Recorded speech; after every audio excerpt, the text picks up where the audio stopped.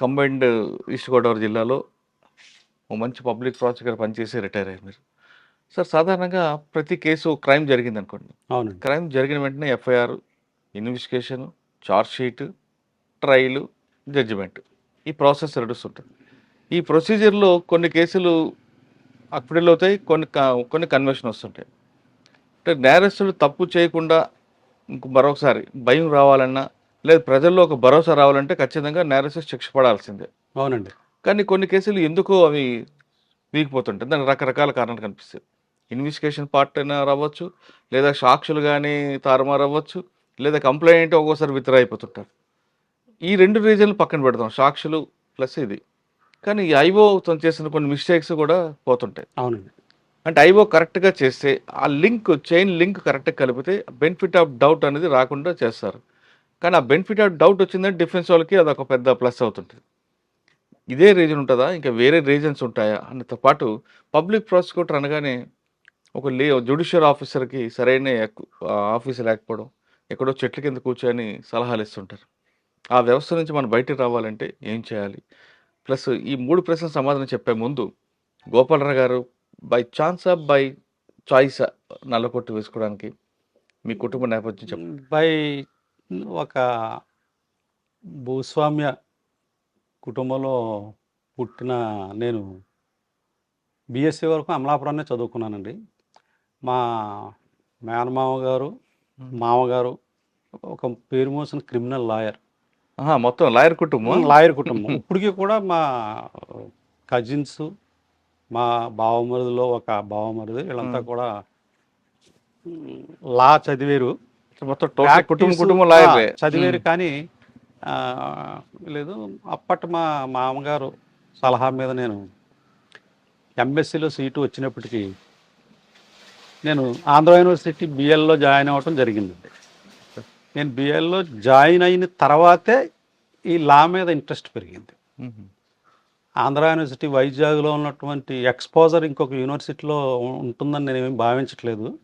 చాలా ఎక్స్పోజర్ ఉంది, చాలా నాలెడ్జి కూడా గెయిన్ చేయటం జరిగింది ఇక్కడ ఏయులో, ఆంధ్ర యూనివర్సిటీలో. ఏయులో అన్నీ కూడా బాగుంటాయి సార్. ఇంజనీరింగ్ కూడా టాప్ ఆఫ్, చాలా టాప్. 1980లో కంప్లీట్ చేశానండి నా లా. 77 to 1980 ఓకే. కంప్లీట్ అయిన వెంటనే అమలాపురాన్నే నల్లకోటు వేసుకోవటం జరిగింది. కోర్టు వెళ్ళారా? వెళ్ళాను. సీనియర్ ఎవరండి? మా మామగారే. మా మామగారు ఆఫీసులోనే 3 years నేను జూనియర్గా పనిచేయటం జరిగింది. అప్పుడు ఎంతో అప్పుడున్న సీనియర్స్ బట్టి మనం చదువుకున్న దానికంటే అనేక రెట్లు నాలెడ్జి సంపాదించుకోవడం కూడా జరిగింది. ఆ క్రమంలోనే నాకు క్రిమినల్ లా మీదే ఎక్కువ ఇంట్రెస్ట్ కలిగింది, సివిల్ లాస్ మీద కంటే. ఓకే.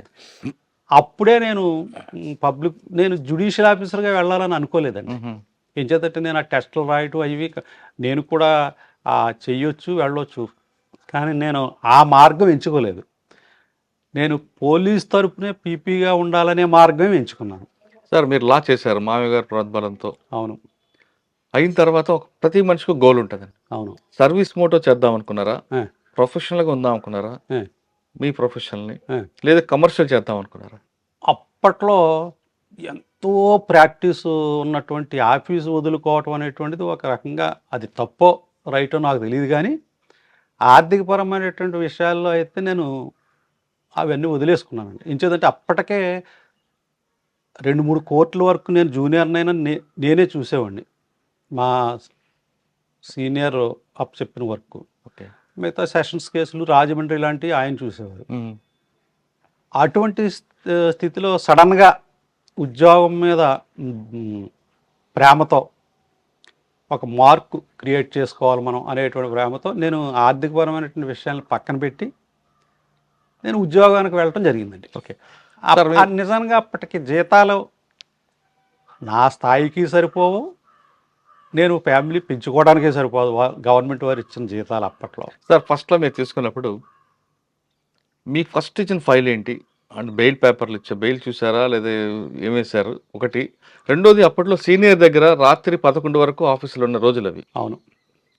11 వరకు ఇక్కడ ఒక విషయం చెప్పాలి. నేను జూనియర్గా ఉన్నప్పుడు ఉద్యోగం లేకుండా అడ్వకేట్గా ఉన్నప్పుడే నాకు పోలీస్ ఫైల్స్ పరిచయం అవ్వటం, నా చేత అప్పట్లోనే పోలీసు వారు ఛార్జ్ షీట్లు రాయించుకోవటం అనేటువంటిది స్టార్ట్ చేశారు ఓహో.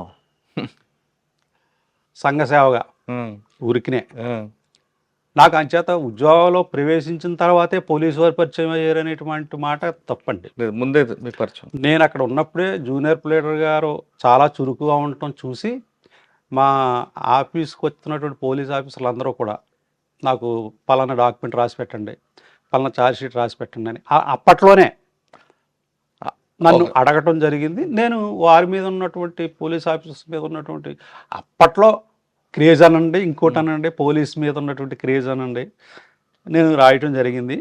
నేను జాబ్లో జాయిన్ అయిన తర్వాత నేను ఇక ఏ దాంట్లోనూ వెనుతిరిగి చూడలేదండి. ఓకే. కాదు, మీరు ఫస్ట్ ట్రై, మీరు సీనియర్ దగ్గర మీ మామగారితో ఉన్నారు కదా, అవును. ఆ టైంలో మీరు చూసి తీసుకున్న ఫస్ట్ ఫైల్ ఏంటి? ఫస్ట్ ఫైలు అంటే నేను చేసిందా? కాదు, మీకు మీ గురువు గారు ఇచ్చింది. మా గురువు గారు ఇచ్చింది అనంతలక్ష్మి అనేటువంటి ఆవిడ ఒక ప్రైవేట్ కేసు ఫైల్ చేసిందండి. ఆ ఫైల్ చేస్తే దాంట్లో ఏంటంటే తన భర్త తనను విడిచిపెట్టి రెండో వివాహం చేసుకున్నాడు అని. ఓకే. దాన్ని చదివి నువ్వు చెయ్యరా, ఇది ప్రైవేటు కేసు అంటే, ప్రైవేటు కేసు అంటే పోలీస్ కేసు కాదు, అవును. ఇద్దరు పార్టీలు ఉంటారు, ఇది సాక్ష్యాలు అయ్యి నువ్వే తయారు చేయి, వీలైతే నువ్వే ప్రవేశపెట్టు కోర్టులో, నేను ఉంటాను వెనకాల అని చెప్తే, దానికి అవతల చాలా ఉద్దండులైనటువంటి ఒక సీనియర్ మోస్ట్ లాయర్ అవతల నాకు అపీర్ అవుతున్నాడు. అచ్చా. సరే, నేను దాని మీద 494 ఐపీసీ బైగమి అవునండి, అవును. ఆ అఫెన్స్ని క్షుణ్ణంగా పరిశీలించి దీని మీద ఏమేం జడ్జిమెంట్స్ ఉన్నాయి, ఏమి ఎవిడెన్స్ కావాలి, ఎంత ఎవిడెన్స్ కావాలంటే కోర్టు వారికి నచ్చుతుంది అనేటువంటి దాని మీద నేను ప్రత్యేకమైన శ్రద్ధ పెట్టి ఉమ్, ఆ కేసుని నేనే స్వతంత్రంగా ఇంక మా సీనియర్ గారిని అడగటం మానేసి చేయటం జరిగింది. విచిత్రంగా ఆ కోర్టులో గత 25 సంవత్సరాలుగా ఇలాంటి ప్రైవేట్ కేసు, బైగమీ కేసులో ఏమాత్రం శిక్ష పడనటువంటి కేసుని 2 సంవత్సరాలు జైలు శిక్ష వేయించడం జరిగింది ఉహు, మా అవతల ప్రత్యర్థికి. ఉమ్, అవతల ప్రత్యర్థి తరపున ఉన్నటువంటి లాయర్ గారు చాలా పెద్ద లాయరు, చాలా ఏజ్డ్ పర్సన్ కూడా. ఆయన కూడా మనల్ని చాలా, అప్పట్లో ఈర్ష్యాద్వేషాలు, అసూయలు ఏమీ లేవండి, చాలా ఎప్రిషియేట్ చేయటం జరిగింది. నువ్వు చాలా కష్టపడి చేసి. మీరు ఎలా ప్రూవ్ చేశారండి అది రెండో పెళ్ళి? ఎలా ప్రూవ్ చేశారంటే, యాక్చువల్గా ఒక సెక్షన్కి అనేక పాయింట్లు ఏది యాడ్ అయితే కోర్టు నమ్ముతుంది అనేటువంటిది దాని మీద కామెంట్రీస్ చదవాలని. ఇప్పుడు ఎవరికి చదివి ఓపిక, దాని మీద ఉన్నటువంటి జడ్జిమెంట్స్ ఇవి ఎవరికి ఇప్పుడు అంత ఓపిక, సహనం లేదు. నేను ఆ స్టడీ చేయటమే కాకుండా ఆ జడ్జిమెంట్స్ చూసుకుని వాటికి అనుగుణంగా ఈవిడికి ట్రైనింగ్ ఇవ్వటం, ఉహు, మా క్లయింట్కి. అలాగే ఈవిడి తీసుకొచ్చే సాక్షులకు ట్రైనింగ్ ఇవ్వటం నేను అదే పనిగా పెట్టుకున్నానండి. అదే పనిగా పెట్టుకోవడం వల్ల మనం ఏ లీగల్ పాయింట్లు అయితే చెప్పాలని భావించామో అదే లీగల్ పాయింట్స్ వాళ్ళు మక్కి ఉమ్, కోర్టులో చెప్పడం జరిగింది. అది నిజం కాబట్టి కోర్టు వారు నమ్మటం జరిగింది, శిక్ష విధించడం కూడా జరిగింది. అది నా మొదటి ఫస్ట్ కేసులో success. First case. Second case మాకు మా ఆఫీస్లో ఒక స్టాండింగ్ క్లయింట్ ఉండేవాడండి. అతని కేసులన్నీ మా సీనియర్ గారే చూసేవారు. ఒక గృహదహనం కేసులో అతను ఇరుక్కున్నాడు. గృహదహనం కేసులో ఇరుక్కుంటే అది సెషన్స్ కేసు అండి. సెషన్స్ కేసు అంటే తెలుసు కదా, అంటే మ్యాజిస్ట్రేట్ కోర్టులో కాకుండా అసిస్టెంట్ సెషన్స్ కోర్టులో విచారణ జరుగుతుంది. అది షెడ్యూల్ కూడా ఇచ్చేశారు. నేను సెషన్స్ కేసు అంటే అప్పట్లో మనల్ని ట్యాకిల్ చేయనివ్వరేమో అన్న ఉద్దేశంతో నేను దాని మీద పెద్దగా చేయలేదు. ఆ రోజున మా సీనియర్ గారు అయినటువంటి లీడర్ గారు రాజమండ్రి సెషన్స్ కోర్టుకి వెళ్ళటం జరిగితే, ఇక్కడ అమలాపురంలో ఉన్న సెషన్స్ కేసుని అది పిలిచేయటం జరిగింది. పిలిచేయటం జరిగితే మా గుమ్మస్తాలు అది వాయిదా అడిగితే, వాయిదా ఇవ్వటం కుదరదు, వారు అల్లుడు ఉన్నాడు తీసుకురండి, అని చెప్పి జడ్జి గారు చెప్తే నేను భయపడుతూనే వెళ్ళానండి కోర్టుకి. వెళితే ఈ ఆయన చాలా మంచి జడ్జి, చాలా వివేకమైనటువంటి జడ్జి ఉమ్, అప్పట్లో. ఆయన మీ మామగారు లేరు, టైం ఇవ్వటం ఎందుకు, ఆ, ఇది మీరు చెయ్యండి, ఏం ప్రాబ్లం ఏమి లేదు అని చెప్పి ఆయన ప్రోత్సహించగితే నేను అసిస్టెంట్ సెషన్స్ అప్పటికి నేను 1 year కూడా కంప్లీట్ అవ్వలేదండి జూనియర్గా. ఉమ్, నేను 3 సాక్షుల్ని వరుసగా క్రాస్ ఎగ్జామినేషన్ కూడా చేసాను. ఉమ్, అంటే నాకున్నటువంటి ఈ పరిజ్ఞానంతో ఆ 3 సాక్షుల్ని చేయటంతో కేసు 99% వీగిపోయిందండి అప్పట్లో. ఓకే.